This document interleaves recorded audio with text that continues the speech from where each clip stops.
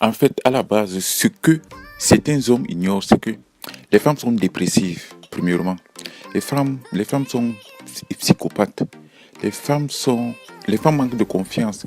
Les femmes développent parfois un comportement de schizophrénie.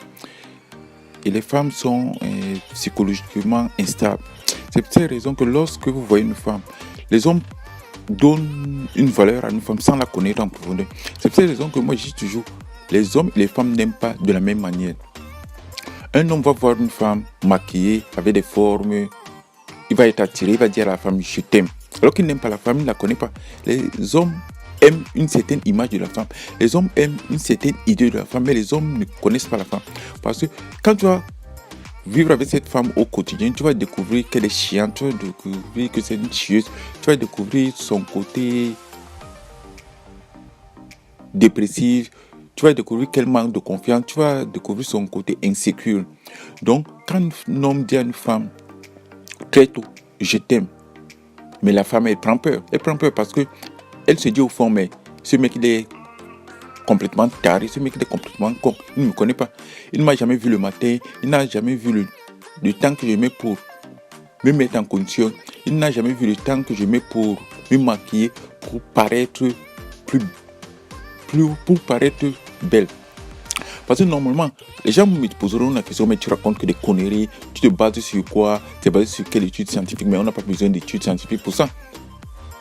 On devrait se poser la question, pourquoi une femme passe trop de temps à se maquiller? Pourquoi une femme passe trop de temps à mettre autant de peinture sur sa peau? Mais si elle a confiance en elle, si elle est bien, si elle assume sa féminité, pourquoi elle passerait le temps à se maquiller autant que ça?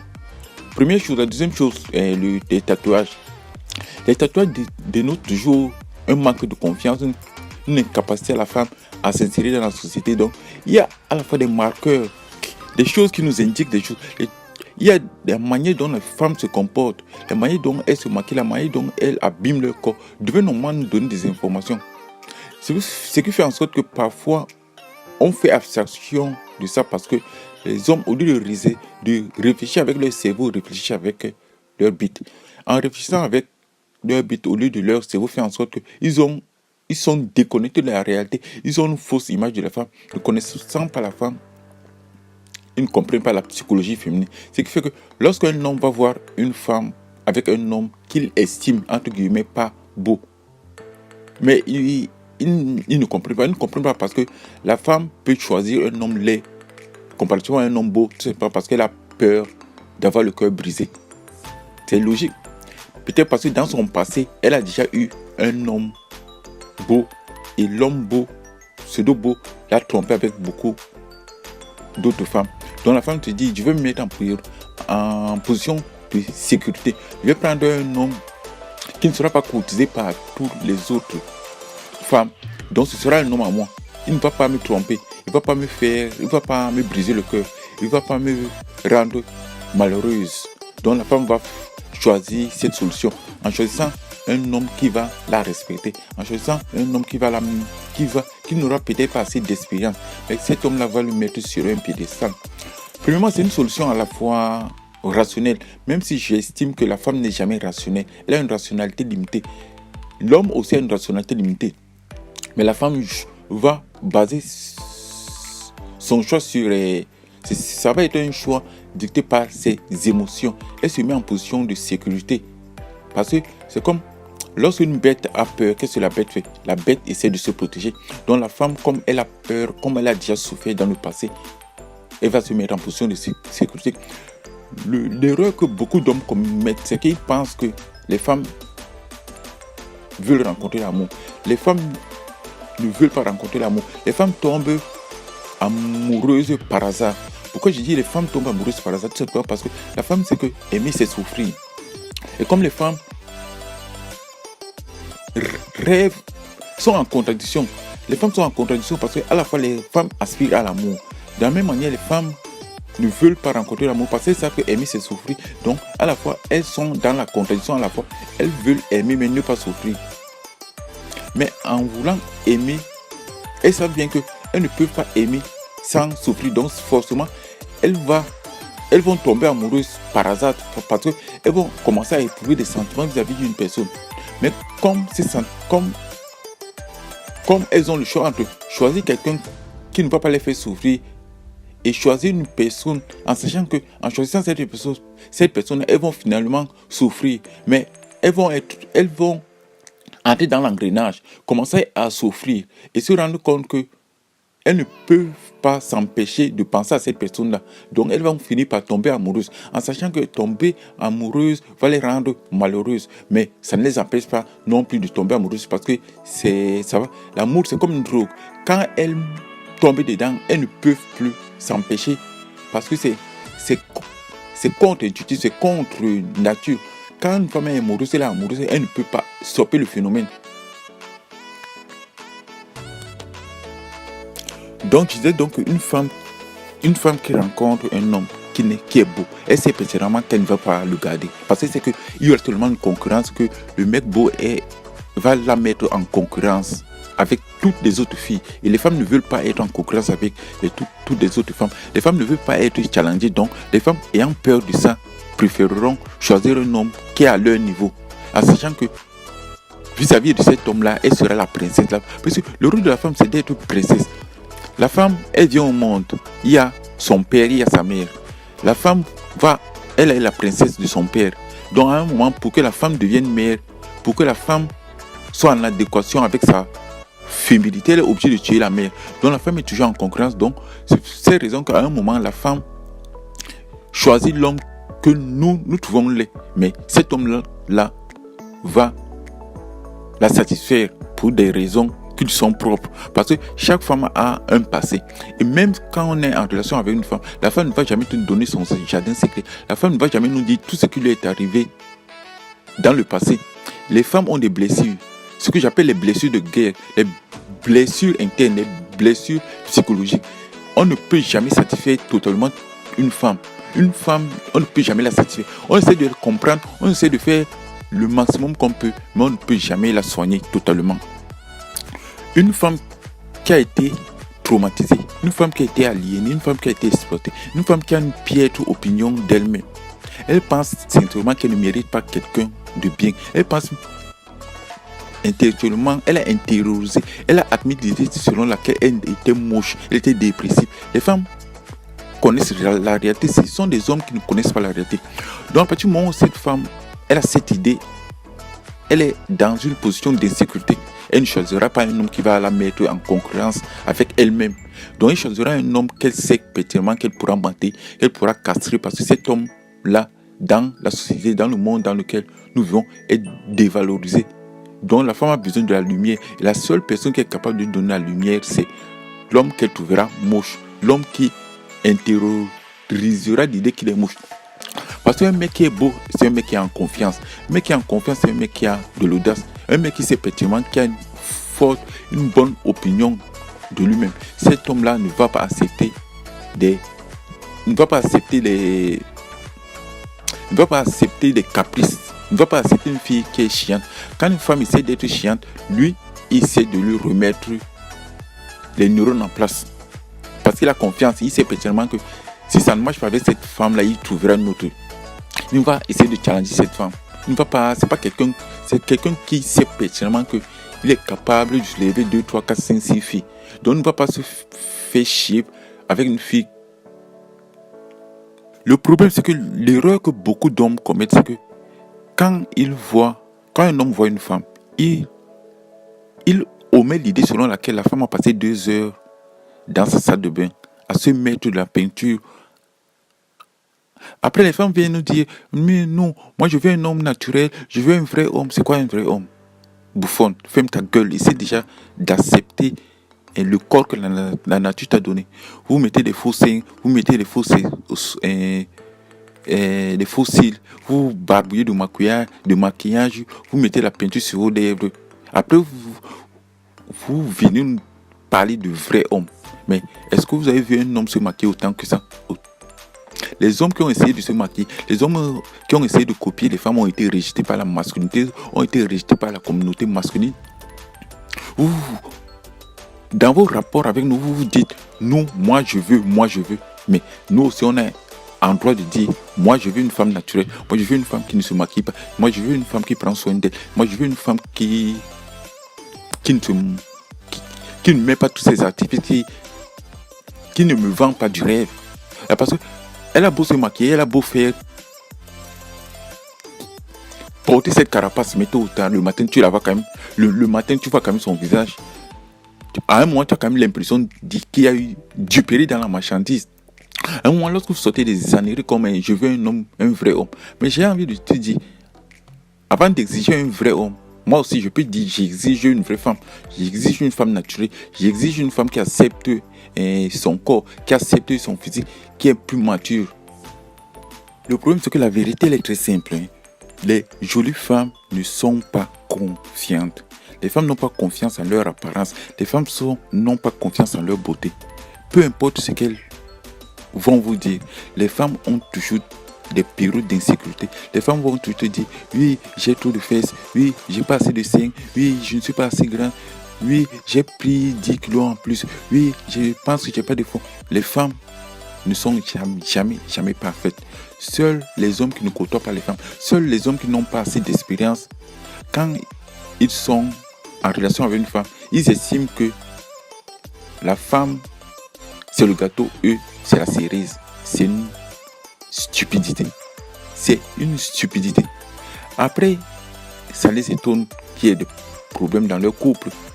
Tu ne peux pas idéaliser une personne que tu ne connais pas. Tu ne peux pas mettre sur un piédestal une personne que tu ne connais pas. C'est pas parce que tu te mets en relation avec une personne que tu vas croire que c'est la plus belle femme du monde. C'est normal qu'à un moment, en l'idéalisant, parce qu'à un moment, le matin, le soir, lorsqu'elle enlève son maquillage, il y a quand même le reflet du miroir qui lui rappelle la réalité. Le miroir lui dit quand même la vérité. Et cette vérité-là, toi, tu as du mal à la voir. Elle, pertinemment, au fond, elle sait pertinemment qu'elle est en train de te manipuler, qu'elle est en train de te tromper. Elle le sait. C'est comme elle le sait, plus tu vas la valoriser, plus au fond d'elle, elle sait qu'elle ne mérite pas la valeur que tu lui donnes. Donc, il y a une contradiction. Donc, ce qui veut donc dire que tôt ou tard, il y aura un problème. Bon, essayons de faire une expérience. Une femme sans faux cils, sans faux seins, sans maquillage, sans tous ces fonds de teint qui vont essayer de combler leurs rides, leurs cicatrices, leurs défauts.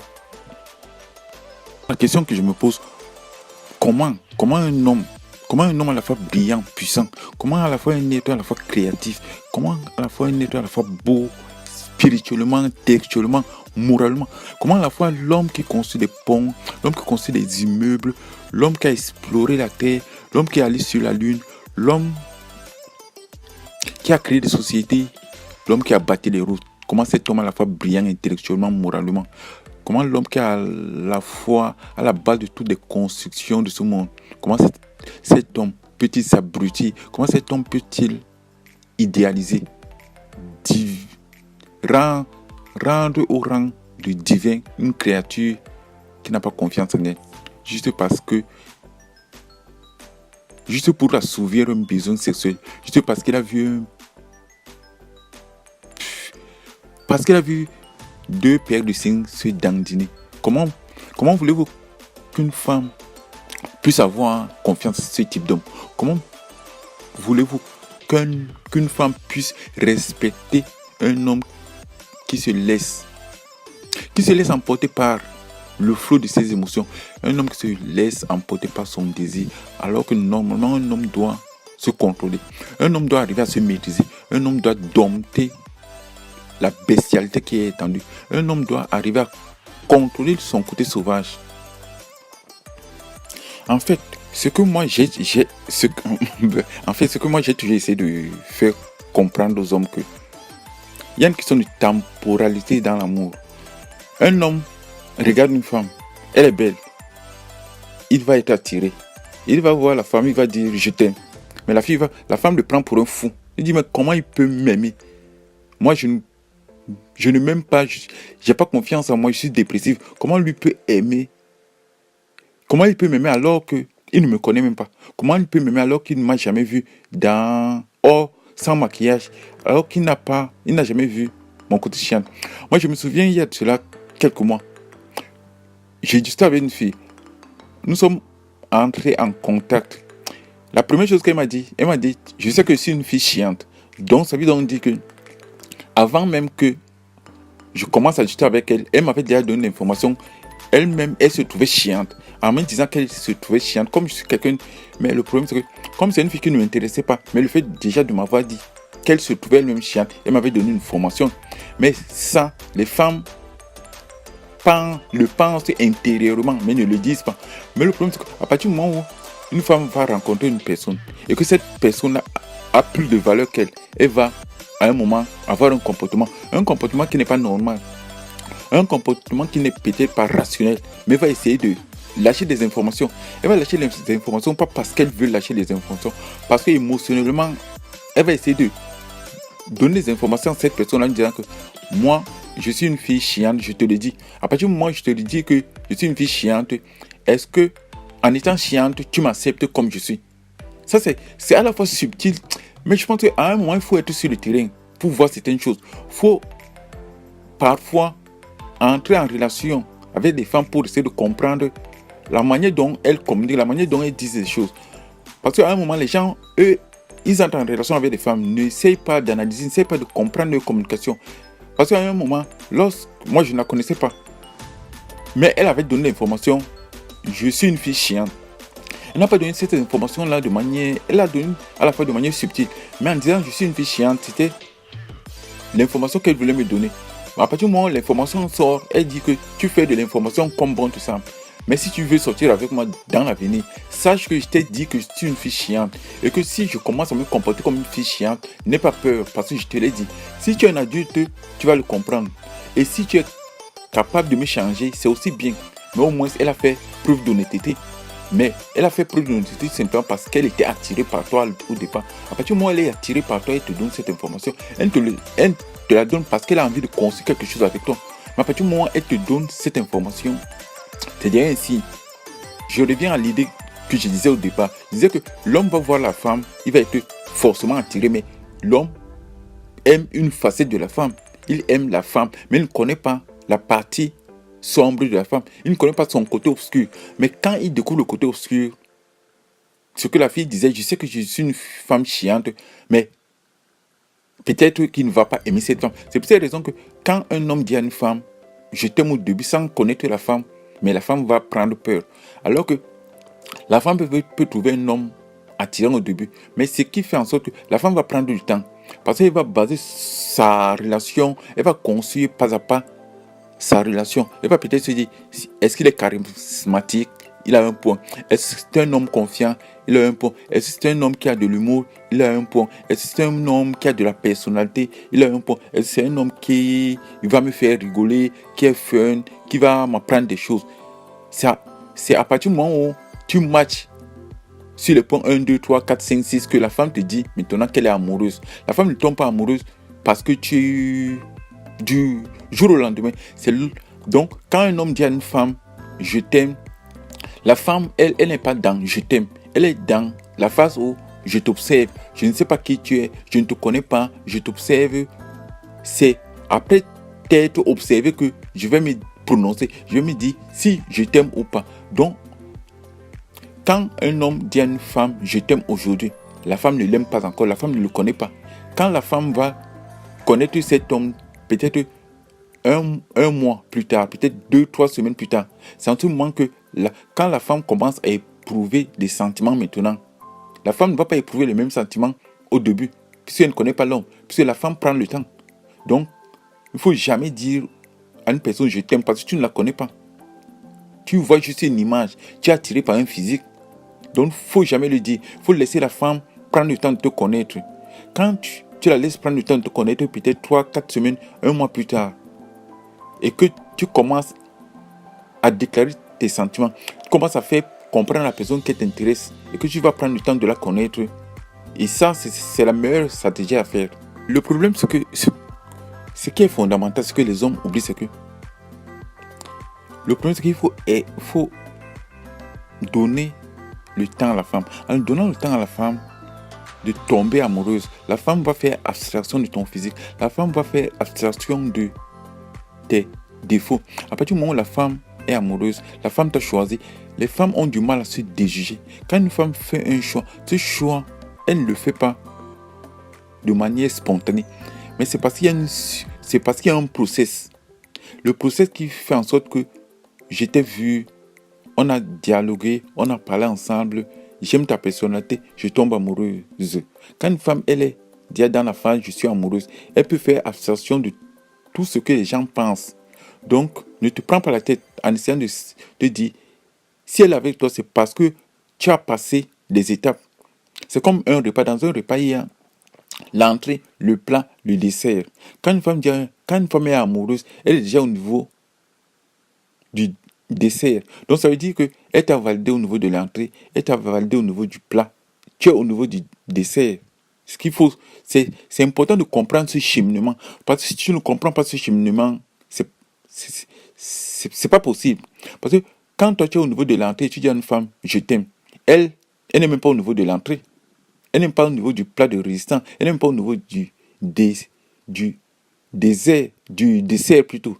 Le dessert, oui. Elle n'est pas au niveau du dessert.